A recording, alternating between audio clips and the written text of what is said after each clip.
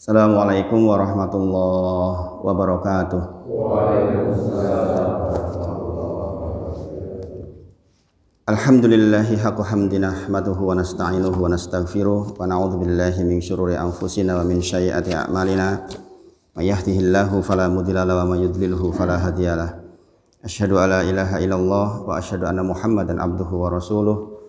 Allahumma sholli ala sayyidina Muhammad wa ala ali sayyidina Muhammad. Subhanaka la ilma lana illa ma 'allamtana innaka antal alimul hakim. Rabbi shrah li sadri wa yassir li amri wahlul 'uqdatam min lisani yafqahu qawli. Kita aminkan doanya Ustaz Wardi tadi tentang disampaikan kita di bulan Ramadan nggih. Allahumma ahillahu alaina bil yumni wal iman wassalamati wal islam rabbi wa rabbukallah. Di bagian akhir doa dikatakan rabbi wa rabbukallah. Itu artinya Rasulullah ingin menegaskan bahwa Rob yang kita sembah itu sama dengan Rob yang disembah oleh Nabi Muhammad Sallallahu Alaihi Wasallam. Ini bagian penting, sebuah kesadaran bahwa jika di masa yang lalu ada keajaiban-keajaiban yang terjadi, maka hal itu sangat mungkin juga terjadi pada hari ini sampai yaumil akhir kelak. Jadi Allah yang kita sembah sekarang adalah Allah yang disembah oleh Nabi Muhammad Sallallahu Alaihi Wasallam. Mudah-mudahan ini menjadi pengingat agar setiap langkah kita betul-betul merasa diawasi oleh Allah. Kita menjadi orang yang punya derajat ihsan, sehingga setiap apapun yang kita lakukan selalu tertuju hanya kepada Allah semata. Insya Allah hari ini kita memperdalam tentang bagian yang kedua dari Muqaddimah di Ushul Salasah. Saya berharap dengan memperdalam bagian ini jenengan sudah tidak perlu bertanya-tanya lagi tentang masalah syirik, karena meskipun saya yakin jenengan sudah mendengar banyak sekali keterangan termasuk dalam kitab Tauhid yang sangat rinci, tetapi saya yakin sekali ada beberapa hal yang mungkin belum jenengan garis tebali, karena pengalaman saya belajar dulu, saya mengikuti kitab Tauhid itu tiga kali putaran di tiga ustadz yang berbeda. Dan selalu ada catatan-catatan tebal yang saya buat di setiap pembahasan. Jadi kadang-kadang kita menamatkan satu kali itu rasanya tidak cukup.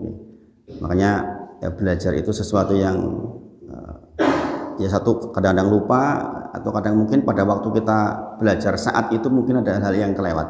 Maka saya berharap dengan keterangan hari ini mudah-mudahan genap sudah ilmu panjenengan sedoyo tentang syirik. Saya bawakan catatan ketika saya belajar dulu ini. Saya buka kembali catatan dulu ketika saya belajar tentang bab syirik yang saya garis tebali, yang mudah-mudahan ini bisa membantu kita semua untuk memahami syirik lebih dalam. Masih terkait dengan yang As-Saniyah yang di halaman 61 yang sudah kita baca sebelumnya. Menika annallaha la yardha ayyushraka ma'ahu ahadun fi ibadatihi. Allah tidak ridho jika disekutukan di dalam peribadahan. La malakun muqarrabun wala nabiyyun mursalun. Tidak juga malaikat yang didekatkan, tidak pula nabi yang diutus. Rasulullah menyampaikan kepada para sahabat, ini mohon diperhatikan betul, dicatat di dalam memori panjenengan, karena ini insya Allah salah satu pelajaran inti dalam agama ini, yang bagian paling pokok di dalam agama kita. Rasulullah menyampaikan, ala ukhbirukum bi akbaril kabair. Maukah kau kabarkan tentang dosa besar yang paling besar? Kabair sudah dosa besar, ini yang paling besar. Maka kemudian qalu bala ya Rasulullah, tentu saja ya Rasulullah. Kemudian Rasulullah bersabda, al isroku billah, ukukul walidain, wa qaulu zur. Tiga yang disebut Rasulullah. Yang pertama adalah mensyirikan Allah, mensekutukan Allah, kemudian berbuat buruk kepada orang tua, ukukul walidain. Dan di dalam banyak ayat di dalam Al-Quran sering sekali kita menemukan disandingkan antara peribadahan kepada Allah dengan birrul walidain. Maka kalau yang masih punya orang tua atau berperan sebagai orang tua, sekali lagi, yang masih punya orang tua atau berperan sebagai orang tua, pastikan bagian ini juga selalu mengiringi ketauhidan kita. Maksud saya ngaten, Kalau kita menjadi anak, tentu saja pastikan birrul walidainnya itu terjadi. Sebaliknya, kalau kita jadi orang tua, bagaimana kita membuat sebuah kondisi agar birrul walidain anak kita kepada kita itu jadi. Paham yang saya maksud, Pak? Jangan sampai kita jadi orang tua menjadikan anak berpotensi uququl walidain, maksudnya.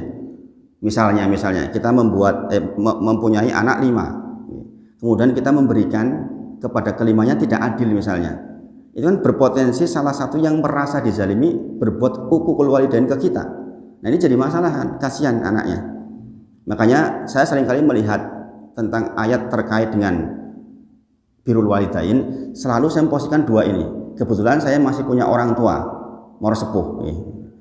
Kalau orang tua saya kandung sudah sedo-sedoyo. Saya selalu memposisikan karena saya sudah punya anak dan saya masih jadi anak, maka birrul walidain itu bagaimana saya memposisikan ketika jadi anak, ya bagaimana posisi birrul walidain kita kepada orang tua kita. Tetapi di waktu yang bersamaan agar anak-anak saya yang 5 ini tidak melakukan sebuah perbuatan yang berpotensi menjadi uququl walidain. Karena kadang-kadang kita sendiri yang mengundang, Pak. Saya tidak jarang mendapat keluhan dari jamaah terkait dengan perbuatan anak yang melampaui batas pada orang tuanya. Saya tanyakan lagi, bagaimana orang tua kepada anaknya? Maka sekali lagi, ketika Rasulullah mengabarkan kepada kita tentang dosa besar yang paling besar, Rasulullah sebutkan al-isroku billah, kemudian uququl walidain, qaulu zur. Qaulu zur itu kata-kata yang tidak bermanfaat, kata-kata yang melalaikan. Nah, itu ada pembahasan tersendiri tentu saja. Nah, pokok pembahasan kita pada hari ini adalah tentang al-isroku billah. Saya berusaha menyampaikan ini sedetil mungkin, berharap mudah-mudahan kita mendapatkan ilmu yang cukup untuk menjalankan terkait dengan ini syirik atau bukan. Gitu. Kita tahu di minggu yang lalu kita belajar tentang hal yang diakibatkan oleh kesyirikan. Kita lihat di dalam surah Az-Zumar ayat 65. Az-Zumar ayat 65. Ini ayat-ayat yang sebaiknya dihafalkan. La in asrafta la yahbatuna amaluka wa la takunanna minal khasirin. Jikalau engkau berbuat syirik, ini khitabnya atau tujuan pembicaranya ke Nabi, maka hilang seluruh amal. Itu Nabi, apalagi kita. Demikian juga dalam Quran surah Al-An'am ayat ke-88. Walau asroku lahabitu anhum makanu ya'malun. Seandainya engkau berbuat syirik, maka seluruh amal kita akan hilang. Haji kita hilang, sholat kita hilang, berbuat baik kepada tetangga hilang, berbuat baik kepada istri hilang, seluruhnya hilang. Na'udzubillah min dzalik. Cukuplah ayat ini membuat kita menjadi sangat takut dengan kesyirikan. Kemudian kita juga tahu syirik tidak diampuni. Sebagian ulama mengatakan syirik kecil masih berpotensi diampuni, tapi yang masyhur syirik secara umum besar kecil tidak diampuni. Di antara dalilnya adalah surah An-Nisa ayat ke-48. Ini juga harus dengan kalau bisa hafalin, supaya ketika menerangkan ke orang lain juga bisa dipahami.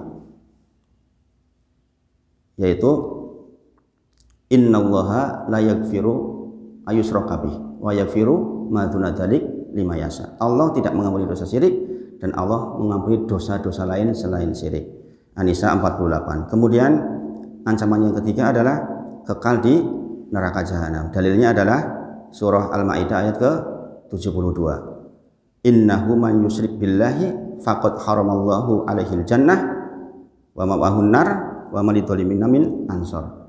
Seseorang yang berbuat syirik, maka Allah haramkan bagi dia masuk surga, tempat kembalinya adalah dipastikan neraka jahanam dan tidak ada penolong di sana. Tidak ada penolong maksudnya orang-orang yang disirikan atau makhluk yang disirikan tidak akan nolong maksudnya.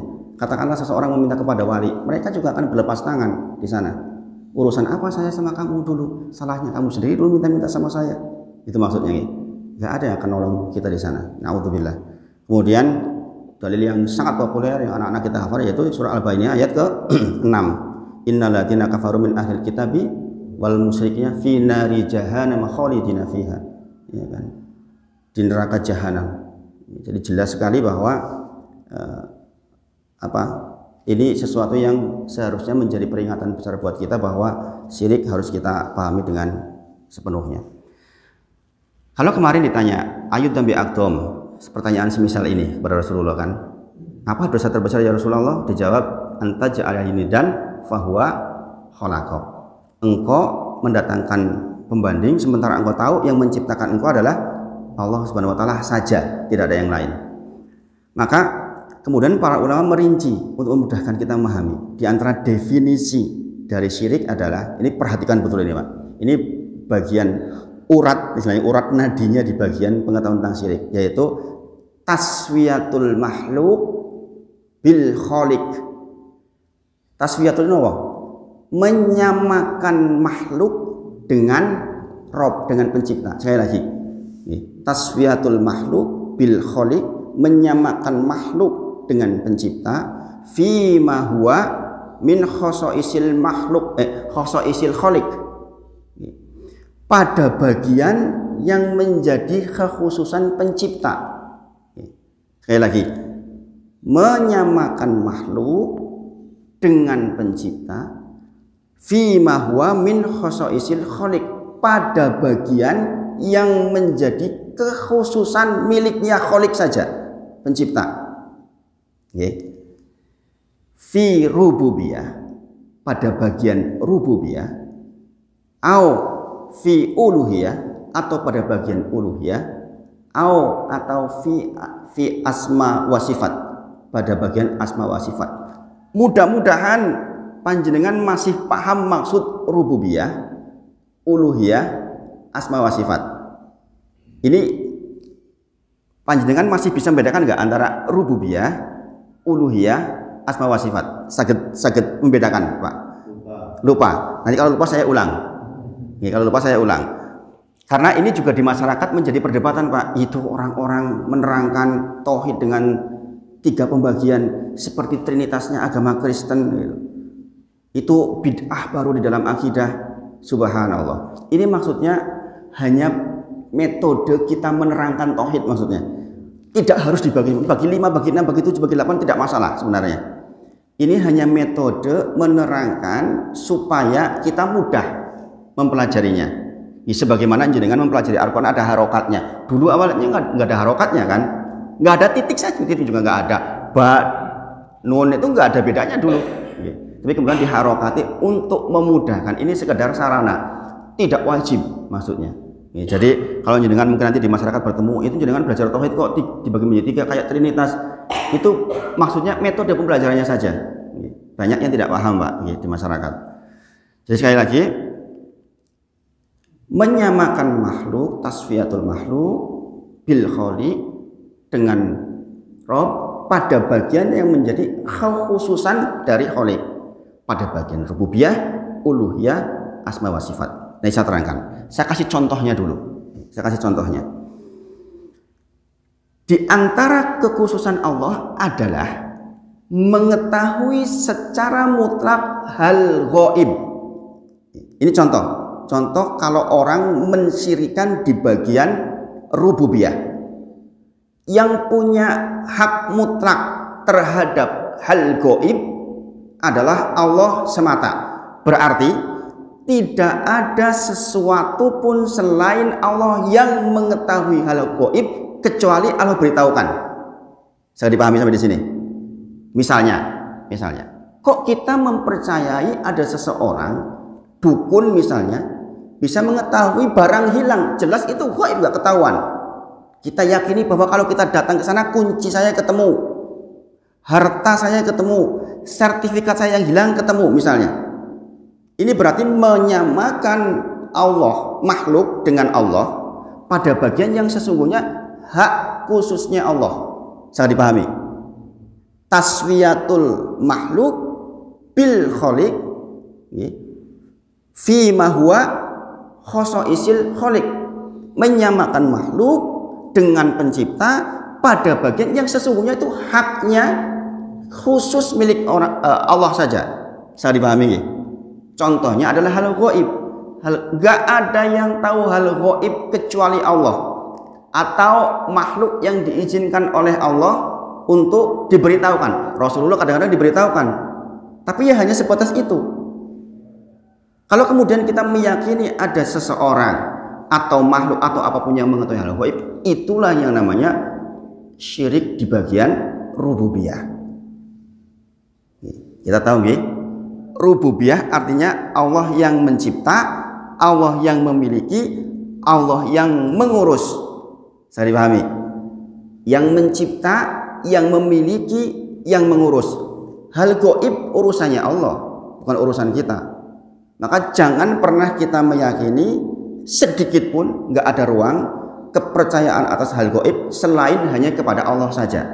Saya dipahami nggih? Mudah-mudahan keterangan saya dipahami ini. Ini penting sekali masalahnya. Saya selambat mungkin mudah-mudahan bisa digaris tebali dan dijadikan ilmu. Sekali lagi contohnya ya, kita meyakini ada seorang dukun yang mampu mengetahui hal gaib memberitahukan kepada kita. Bahkan sebagian sampai ke menanyakan ke hal-hal yang aneh-aneh lah. Sampai tafsir mimpi aja ditanyakan.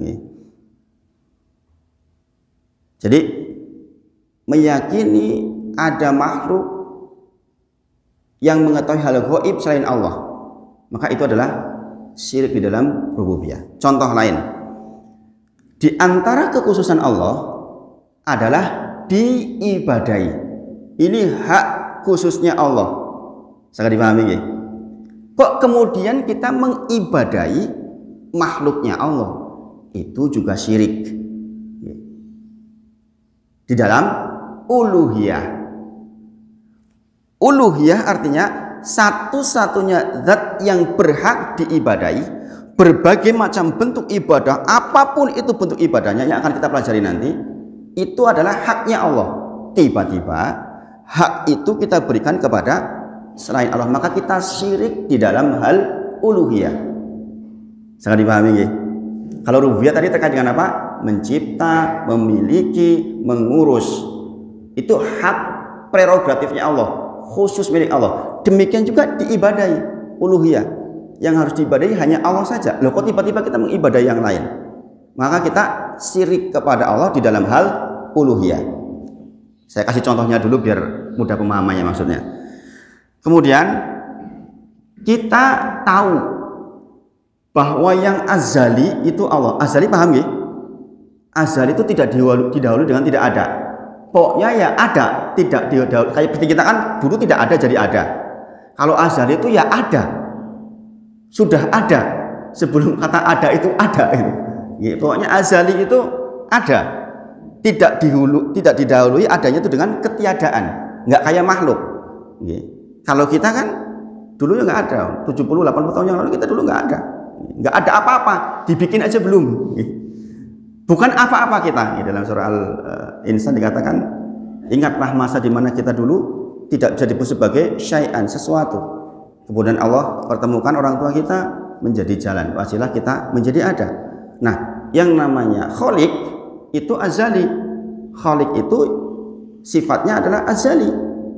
Dia tidak dihalui dengan tidak ada dan tidak akan berakhir. Kalau kita meyakini ada yang azali selain Allah, maka kita sedang syirik kepada Allah di bagian asma wa sifat. Sifat Allah adalah azali. Apakah ada yang seperti ini? Ada. Orang-orang falasifah itu mengatakan terjadinya bumi dan langit dan alam semesta ini berbarengan dengan adanya Allah. Termasuk yang kena syubhat ini adalah yang paling terkenal adalah Ibnu Sina, yang menemukan ilmu kedokteran. Itu terpengaruh dari orang-orang Yunani, sehingga mengatakan bahwa dunia ini azali, bahwa alam semesta ini azali sebagaimana Allah. Nah, itu sudah syirik di dalam asma wa sifat. Mudah-mudahan 3 contoh ini bisa menjadi pengetahuan yang nanti jenengan bisa memilah-milah. Baik, saya rinci Pak. Saya rinci. Secara umum, syirik itu dibagi menjadi 2, yaitu syirik besar dan syirik kecil. Syirik besar dan syirik kecil.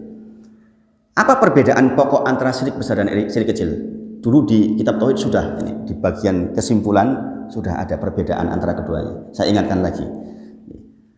Syirik besar mengeluarkan orang dari Islam. Syirik kecil tidak sampai derajat mengeluarkan orang dari agama Islam. Yang pertama. Yang kedua perbedaannya, syirik besar menggugurkan seluruh amal sebagaimana kita sudah bacakan dalilnya tadi. Syirik kecil hanya merusak pada bagian yang kecampuran itu. Contoh riya. Kita sholat riya, ya pada bagian sholatnya itulah kita rusak dan jadi nggak dapat pahala sama sekali.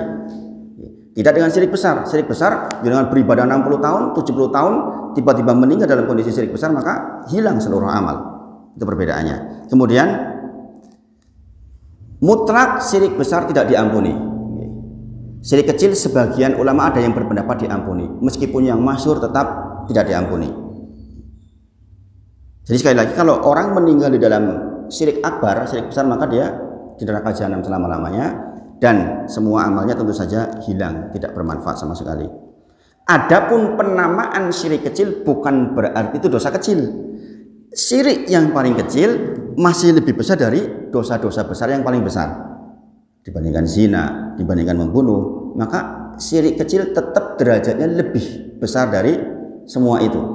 Maka dari Rasulullah yang katakan, maukah aku kabarkan kepada kalian tentang dosa besar yang paling besar? Dikatakan al-isyraku billah. Yang pertama adalah berbuat syirik kepada Allah. Maka Pak, saya pikir ini penting sekali kita punya porsi untuk belajar pada bagian ini. Kita belajar fikih, oke, belajar muamalah, oke, belajar semuanya, oke, tapi bagian ini itu harus dipahami betul.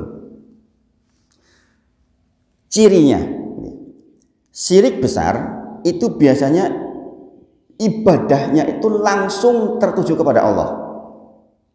Maksudnya ngaten. Contoh, jenengan menyembelih untuk selain Allah, itu kan langsung kepada selain. Mohon maaf, syirik besar biasanya ibadahnya langsung tertuju kepada selain Allah. Terlihat jelas langsung. Jenengan berdoa kepada selain Allah, itu syirik akbar. Jenengan menyembelih untuk selain Allah. Saya menyembelih agar pembangunan rumah saya tidak diganggu oleh setan, supaya tidak gugur, tidak retak. Nah, itu syirik akbar. Langsung kepada selain Allah. Sedangkan syirik kecil biasanya enggak langsung. Contoh, riya. Jenengan kan enggak langsung. Jenengan ditanya, sholatnya jenengan gue sopo? Ya Gusti Allah lah, untuk Allah lah, masa iya untuk selain. Tapi di waktu yang bersamaan dia sedang meminta pujian, sedang meminta pendapat kepada orang-orang yang di belakang dia, misalnya jadi imam misalnya. Dia mungkin bertanya, gimana tadi suara saya? Itu ingin dikatakan apik bagi mau. Dikandoni elek masih ngamuk nanti. Kemudian memakai jimat. Ketika ditanya orang yang memakai jimat, kamu meyakini nggak jimat itu memberikan manfaat? Ya tetap saja sebenarnya Allah yang kasih manfaat sarananya. Jimat ini syirik kecil, jadi nggak langsung kepada selain Allah. Ada sarana penghubungnya. Sangat dipahami ya? Contohnya adalah jimat itu. Tetapi kalau jenengan pakai jimat, meyakini bahwa jimatlah yang memberikan manfaat tanpa Allah di situ, maka itu sudah syirik akbar. Tapi kebanyakan pemakai jimat itu nggak gitu sih, yang saya pahami.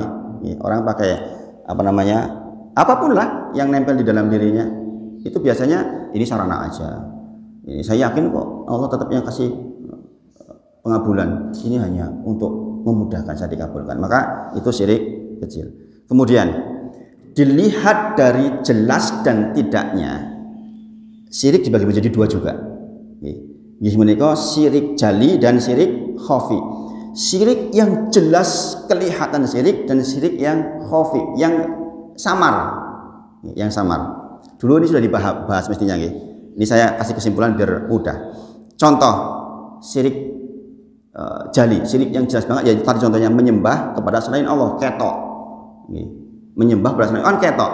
Jangan sedang beribadah kepada selain Allah atau menyembelih untuk selain Allah, ketok. Sedangkan contoh yang syirik khafi adalah takut kualat kepada selain Allah. Wah, nek saya enggak naro sesuatu di sini, maka nanti saya kualat. Itu khauf, kan enggak kelihatan. Keyakinannya itu enggak kelihatan itu. Gimana? Pada bagian itu dia enggak memperlihatkan fisiknya. Misalnya dengan contoh lewat sebuah jalan, nggak ada apa-apa kok di situ. Karena pengetahuan bahwa di situ biasanya ada yang katanya ada penunggu dan sebagainya, jenengan takut celaka, maka itu adalah asyirkul khofi, samar. Nah, poin pembahasan saya pada pagi ini adalah terkait dengan pembagian syirik pada bagian yang terkait dengan tauhid langsung, yaitu syirik di bagian rububiyah, syirik di bagian uluhiyah, dan syirik di bagian asma wa sifat. Mudah-mudahan contoh-contoh ini bisa menjadi jawaban atas pertanyaan jenengan selama ini. Karena gini, saya dulu ketika belajar ini tuh sering bertanya hal semisal ini, kemudian saya simpulkan dari ceramah-ceramah ustadz, dari 3 kali saya berputar-putar dengan kitab tauhid, saya menyimpulkan catatan ini. Mudah-mudahan ini memudahkan jenengan di dalam belajar. Sekali lagi, tauhid, metode pembelajaran kita dibagi menjadi 3, yaitu rububiyah, uluhiyah, asma wa sifat. Saya pernah ngisi seperti ini, Pak.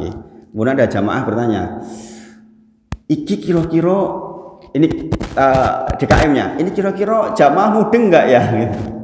Dengan rububiyah, uluhiyah, asma wa sifat, gitu. Ternyata sebagian besar 50% nggak mudeng tentang itu, gitu. Makanya saya kemudian membuat catatan yang lebih rinci lagi, biar mudah maksudnya. Padahal pesertanya waktu itu ya masih banyak yang muda-muda juga, gitu. Kayaknya lebih mudah dari jenengan, gitu. Saya khawatir nanti jenengan nggak paham, gitu. Gini Pak, gini Pak. Kalau saya bertanya kepada jenengan gini, sepakat tidak bahwa yang menciptakan kita, memiliki kita, mengatur kehidupan kita hanya Allah? Sepakat nggih? Itu yang namanya rububiyah. Itu yang namanya rububiyah. Nggih, rububiyah. Kalau kita bersepakat bahwa yang menciptakan kita, yang memiliki kita, yang mengatur seluruh kehidupan kita, mengatur gunung, mengatur laut, mengatur banjir dan tidak banjir, hujan dan tidak hujan, hanya Allah, maka itulah tauhid rububiyah. Dan kita bersepakat di situ nggih Pak nggih. Ini supaya kalau di masyarakat ada mengatakan bagi-bagi dulu ki ngopo toh? Itu kan bid'ah baru dalam akidah. Ini supaya jenengan bisa menjawab maksudnya. Yang kedua, sepakat mboten jenengan bahwa hanya Allah saja yang berhak disembah? Sepakat nggih? Kita tentu saja nggak bersepakat bahwa ada selain Allah yang berhak disembah. Karena di luar banyak sesembahan selain Allah. Nyatanya kan begitu. 9 miliar penduduk bumi kita hanya 1,5 miliar paling. Selainnya itu menyembah selain Allah, Pak. Kita saja di Indonesia melihat yang disembah Allah. Bagaimana dengan yang di Inggris, di Jepang, di mana-mana itu, di India? Itu sebagian besar mereka menyembah kepada selain Allah. Kalau kita bersepakat bahwa satu-satunya zat yang berhak disembah adalah Allah, itulah tauhid al-uluhiyah. Saya dipahami nggih? Saya dipahami nggih? Jadi pertanyaan saya mudah-mudahan menjawab apa yang jenengan pikirkan. Kemudian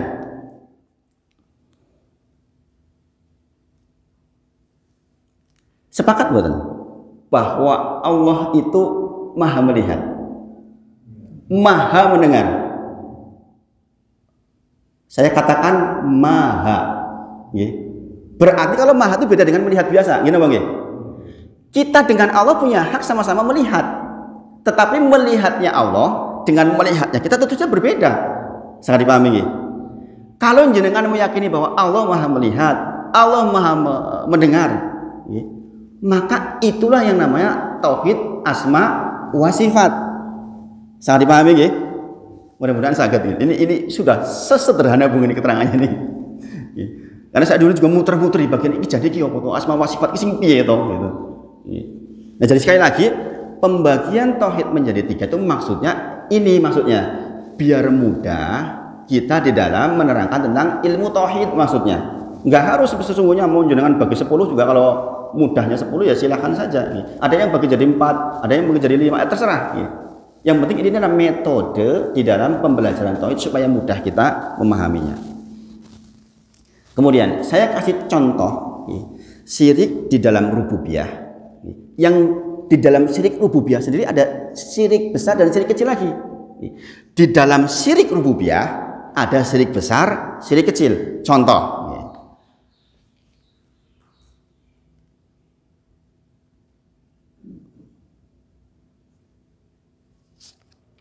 Saya ikut contoh yang mudah. Mengatakan ini rububiyah ini ya. Ini syirik rububiyah nih ya. Syirik di dalam rububiyah dan ini syirik besar di dalam rububiyah. Mudah-mudahan nggak bingung jadi kan. Ini syirik rububiyah dan ini bagian yang di dalam rububiyah ini syirik besarnya. Contoh, jenengan mengatakan Tuhan berbilang. Ada Tuhan 2, 3. Contoh, orang-orang Nasrani mengatakan Tuhan Anak, Bapa dan Roh Kudus. Berarti mengatakan Tuhan berbilang. Atau misalnya orang-orang yang mengatakan ada Tuhan dewa gelap, dewa terang, gitu. Dewa jahat, dewa baik. Berarti kan mengatakan Tuhan berbilang. Ini namanya syirik di bagian rububiyah dan masuk dalam syirik besar. Mungkin perlu menjadi catat ini supaya bisa jadi pemahaman. Kemudian mengatakan tentang konsep wahdatul wujud.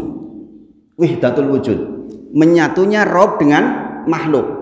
Ini syirik di dalam rububiyah dan ini syirik besar. Ini keyakinannya siapa? Keyakinannya Ibnu Arabi. Terkenal ini ulama yang dulunya sangat terkenal. Dia mengatakan wal abdu robbun wa robbun abdu. Tuhan adalah hamba, hamba adalah Tuhan. Lantas siapa yang harus disembah? Ini orang udah keputar-putar balik-balik nih. Dan hari ini banyak Pak, banyak. Ya mohon maaf, doktor gelar akademisnya. Tapi dia mengatakan hal-hal semisal ini. Subhat ini sudah berkembang di zaman sekarang. Bagaimana nasib anak-anak kita kalau nggak punya ilmu seperti ini? Kan mengerikan. Robbi wajnubni wabaniya anak budal asnam. Doanya Ibrahim makanya selalu dimintakan kepada Allah. Karena apa? Ini kayak gini.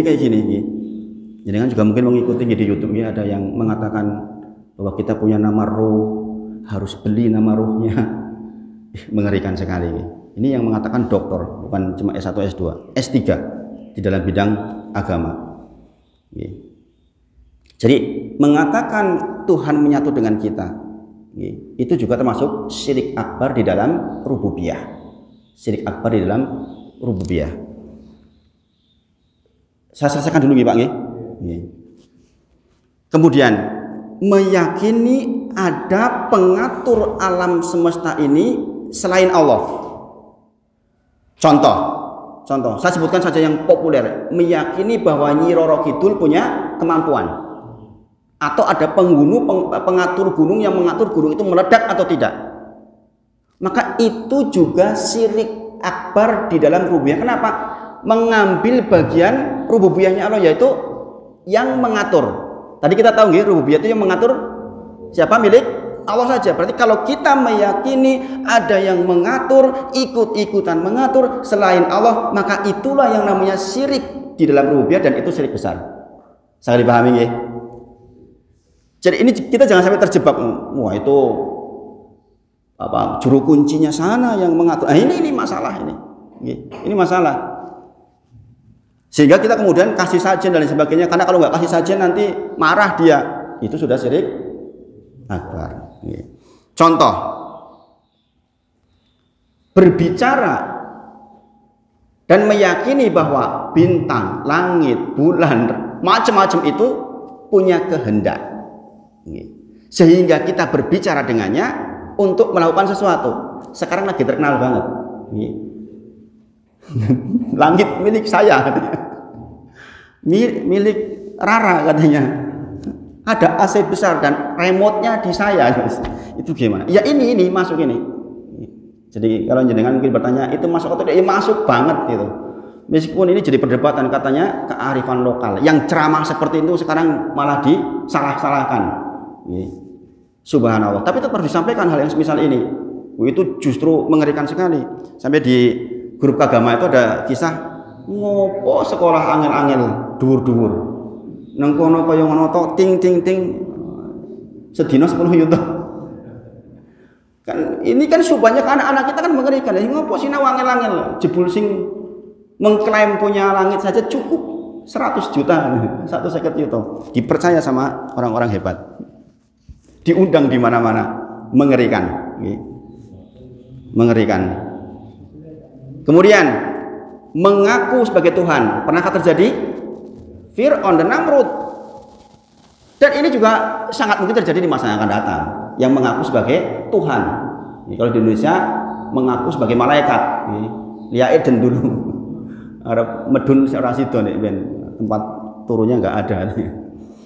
Itu juga syirik akbar di dalam rububiyah. Kemudian meyakini berhala bisa memberi manfaat atau madharat. Berhala bisa apa saja berarti kan turunannya. Jangan meyakini ada sesuatu selain Allah dalam bentuk berhala-berhala yang mendatangkan madharat dan manfaat, maka itu syirik akbar di dalam rububiyah. Kemudian meyakini bahwa kita bisa membuat hukum yang semisal hukumnya Allah, itu juga syirik akbar. Karena yang berhak mengatur hanya Allah. Adapun aturan-aturan dunia ini ya nggak mungkin semisal aturannya Allah.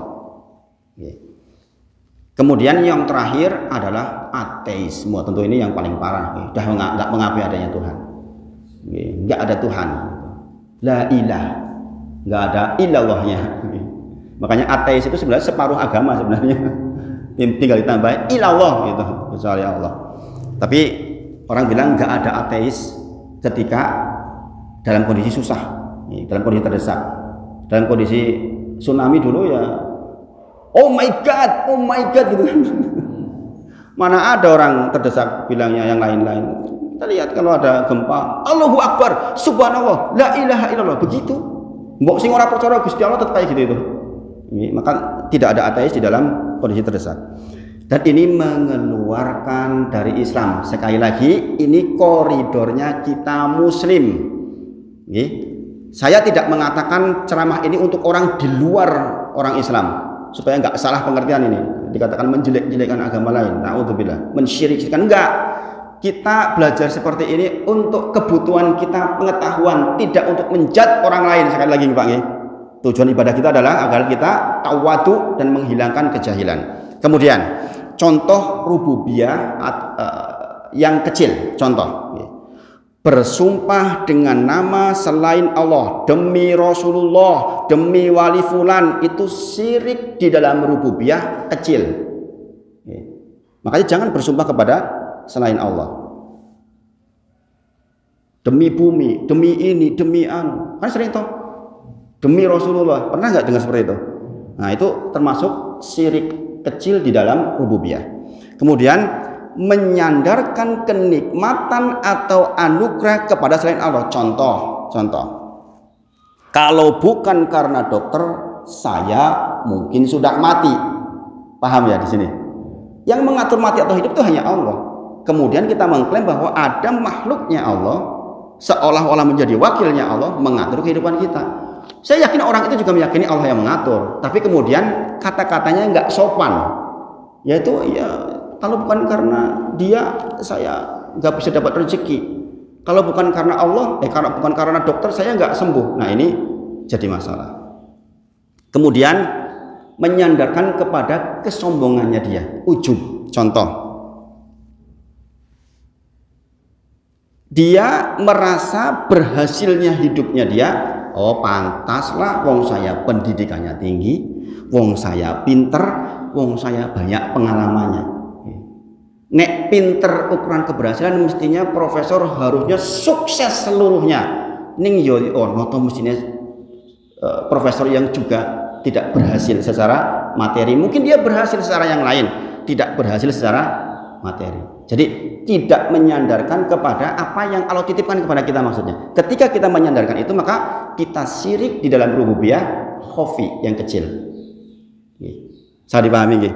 Saya dipahami. Jadi mudah-mudahan contoh-contoh kecil ini bisa menjadi gambaran yang mudah dipahami. Contoh, sahabat mengatakan Masya Allah wa syi'ta, di kitab tauhid disebutkan, atas kehendakmu ya Allah dan kehendaknya Nabi Muhammad. Nabi Muhammad marah, antaja'alah ini, dan kamu datangkan saya sebagai pembandingnya Allah. Marah Rasulullah. Padahal maksudnya sahabat itu sopan. Atas kehendakmu dan atas kehendak Allah dan kehendakmu ya Nabi Muhammad. Itu Rasulullah malah. Kamu mau datangkan saya sebagai nidannya Allah, pembandingnya Allah. Nesu. Karena apa? Dia merasa ini berbahaya. Harusnya apa kata-katanya? Masya Allah sumasyikta. Atas kehendakmu baru atas kehendak Allah kemudian engkau berkehendak. Jadi kalau Nabi Muhammad berkehendak, Allah nggak berkehendak, ya nggak bisa lah. Kemudian contoh lagi, syirik rububiyah kecil, mencela masa. Oh, iki zaman edan. Mencela masa, mencela ciptaannya Allah yang tidak punya kehendak. Waktu, zaman kan tidak punya kehendak. Kemudian kita celak, iki zaman edan. Maka kita sebenarnya sedang mencela penciptanya. Berbeda dengan kita mungkin mengatakan orang kurang bagus karena orang punya kehendak. Tapi masa atau zaman itu kan nggak punya kehendak. Ketika kita katakan itu zaman itu juga syirik kecil di dalam rububiyah. Maka berhati-hati, kita jangan ucapkan hal-hal seperti itu. Menyandarkan kepada masa, misalnya ini dino setu, ojo lu, ini seperti tatoyur sebenarnya kalau ini seperti tatoyur. Kemudian tatoyur itu sendiri, misalnya ya mengatakan apa, orang-orang Arab dulu kalau mau bepergian, toir, dia mendatangkan burung, letakkan, kalau terbang ke kanan dia pergi, kalau terbang ke kiri dia nggak pergi. Panah dilemparkan, kalau nancep nanti saya pergi, kalau nggak nancep nggak saya pergi. Itu tatoyur, itu syirik kecil di dalam rububiyah, karena seolah-olah ada yang mengatur selain Allah, waktulah, burunglah, atau apapun itu. Turunannya banyak banget. Kadang-kadang ada apa, cicak jatuh, nibani engko mati gitu. Nah, kemudian syirik di dalam uluhiyah juga dibagi menjadi dua, besar dan kecil. Uluhiyah tadi apa uluhiyah? Yang berhak diibadahi hanya Allah. Berarti yang besar suruh uluhiyah contohnya adalah berdoa kepada selain Allah, bertawakal kepada selain Allah, kemudian istighosah kepada selain Allah. Pokoknya bentuk-bentuk ibadah yang kemudian diserahkan kepada selain Allah, itulah syirik besar di dalam al-uluhiyah. Saya dipahami? Saya dipahami. Mudah-mudahan saya dipahami. Kita minta kepada malakul maut, ditunda dulu, jangan mati dulu. Kita minta kepada malaikat pengatur hujan, walaupun punya hak otoritas untuk mengatur hujan. Kemudian menyembelih untuk selain Allah, beristighosah kepada selain Allah, itu adalah termasuk yang syirik besar di dalam al-uluhiyah. Minta tolong kepada makhluk gaib, ini juga bahaya nih, banyak terjadi masyarakat kan. Minta tolong kepada makhluk gaib dengan berbagai macam bentuk dan caranya, itu namanya syirik di dalam uluhiyah dan syirik akbar. Tentu saja minta tolong kepada setan misalnya, atau kita kemudian mantra-mantra, itu udah lengkap itu mantra-mantra itu, karena di saatnya bersamaan dia mengucapkan, melafadzkan, dia meyakini ada yang menolong selain Allah, dia beribadah kepada selain Allah, mantra-mantra. Makanya seberbagai macam mantra-mantra dihindari, meskipun mantra-mantranya pakai bahasa Arab. Kadang-kadang kita nggak tahu artinya. Atau potongan-potongan ayat Al-Quran dihilangkan satu huruf, nunnya dihilangkan, baknya dihilangkan. Biasanya begitu. Mantra-mantra. Kemudian syirik di dalam uluhiyah kecil, contohnya riya. Dengan beribadah untuk dipuji. Sum'ah, beribadah untuk didengarkan, diperdengarkan. Dengan bersolat malam cerita-cerita ingin didengarkan, maka itu sum'ah. Itu juga syirik kecil di dalam uluhiyah. Kemudian niat dunianya mendominasi.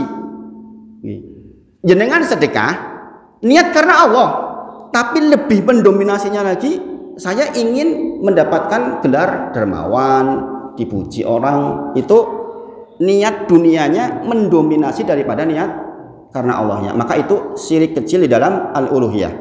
Kemudian tabaruk, mencari barokah dengan tidak syar'i, contoh mengusap-usap kuburan wali supaya dapat barokah. Jangan datang ke Masjidil Haram mengusap-usap tiang Masjidil Haram berharap barokah, jangan mengusap-usap segala sesuatu yang tidak disyariatkan. Maka itu adalah syirik kecil di dalam al-uluhiyah, di dalam peribadahan. Saya dipahami ya? Terakhir, contoh yang asma wa sifat. Seperti tadi, meyakini bahwa dukun punya ilmu gaib. Ingat loh, dukun itu kadang-kadang ada benarnya loh Pak. Karena memang seperti itu, 99% salah, satu benar, yang satu itu dibumbui seolah-olah jadi 100. Itu dukun. Memang seperti itu, dikasih kesempatan. Jadi kalau kebetulan bener, kemudian jenengan yakini, oh bener kok nyata nih iki yo ketemu neng kono tenan nih. Itu kan fakta, mengerikan banget, ilmiah banget. Fakta nih wingi pas kelangan diduduke sertifikatku ketemu yo neng kono tenan. Itu memang bisa terjadi, Pak, bisa terjadi. Di dalam surah Al-Baqarah tentang kisahnya Musa, bagaimana ilmu sihir berjalan itu diterangkan memang itu bisa terjadi.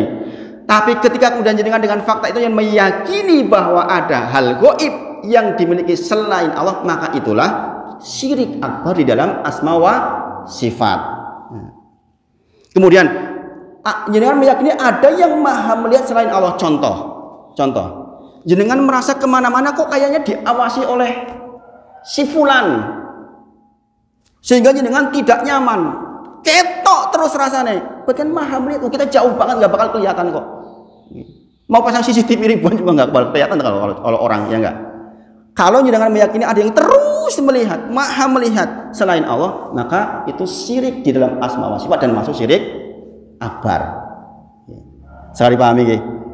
Mudah-mudahan ini bisa menjadi jawaban atas apa-apa yang jenengan tanyakan selama ini. Karena ini kesimpulan dari saya belajar berulang-ulang ini. Setelah saya 3 kali mengulang tentang kitab tauhid, baru mulai paham yang seperti ini. Nah, saya kira ini yang disampaikan pagi ini, insyaallah. Monggo, nggih. Nggih. Saya kemarin ngantar terapi seseorang gitu ya. Dan terapisnya itu Katolik. Nggih, terapisnya. Iya. Karena di waktunya sudah malam terakhir itu apa namanya? Saya juga disuruh gitu ya. Disuruh enggak mau terapinya. Oh, udah besok. Tapi mungkin karena enggak enak sama teman saya itu, sehingga dia itu tak dulu gitu ya. Sehingga saya cuma dilihat di sini. Terus kemudian kamu dari gigi yang bermasalah, dari gigi terus kemudian ke tangan, ke kaki. Ini kakinya nggak ada tenaga ini. Allah benar. Pertanyaan saya cuma semua Allah yakin bisa semua Allah yang menunjukkan. Cuma pertanyaannya, dia terus buka buku. Artinya mungkin ada ilmunya. Dia tahu, dia kok bisa tahu. Cuma dengan alat lihat sini saja bisa tahu gitu. Yang kedua, terus kalau saya berpikiran itu pakai jin, dia pakai apa namanya ilmu penerawangan itu mungkin dia. Dan pertanyaannya, kok bisa tahu ke saya atau saya juga karena banyak setannya sehingga nyambung? Cuman apa ini? Saya cuma ingin tahu kok bisa. Kalau misalnya orangnya itu alim, malu jelas dia minta ke Allah, menunjukkan dia itu aman. Tapi dia orang kafir.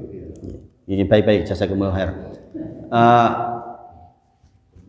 Kalau pengobatan, saya kemudian juga pernah bertanya yang misalnya dengan, kalau itu adalah ilmu pengobatan yang memang dipertanggungjawabkan secara ilmiah bisa, itu no problem. Misalnya, memang mungkin ada orang yang ahli totok misalnya, ya kan, dengan totok seperti ini dia akan mengetahui bahwa oh di bagian itu, apalagi itu sangat saya kira mungkin bisa dipahami. Saya saja belajar itu, sempat belajar gitu. Oh totok bagian ini sambungannya ke sini, oh di kaki itu ke sini, itu kan selalu bisa dipelajari. Kalau ternyata dia menggunakan jin, walau alam. Jelas itu kesyirikan kalau dia menggunakan jin. Tapi secara umum kalau ilmu kedokteran itu bisa dipertanggungjawabkan secara ilmiah, saya kira nggak masalah, Pak. Dan itu tidak mengukur dia Islam atau non Islam dalam hal masalah pengobatan ini. Yang penting dia profesional. Kita dibolehkan minta tolong kepada siapapun makhluknya Allah sepanjang dia punya kemampuan, Tidak kepada hal-hal gaib yang tidak punya kemampuan atasnya. Saya kira mungkin itu, Pak. Insya Allah saya nggak tahu pakai jin atau tidak, walau alam. Saya kira itu yang disampaikan pagi ini. Kita akhiri dengan kafaratul majlis. Subhanakallahumma wa bihamdika asyhadu an la ilaha illa anta astaghfiruka wa atubu ilaik. Wa akhiru da'wana alhamdulillahirabbil alamin. Assalamualaikum warahmatullahi wabarakatuh.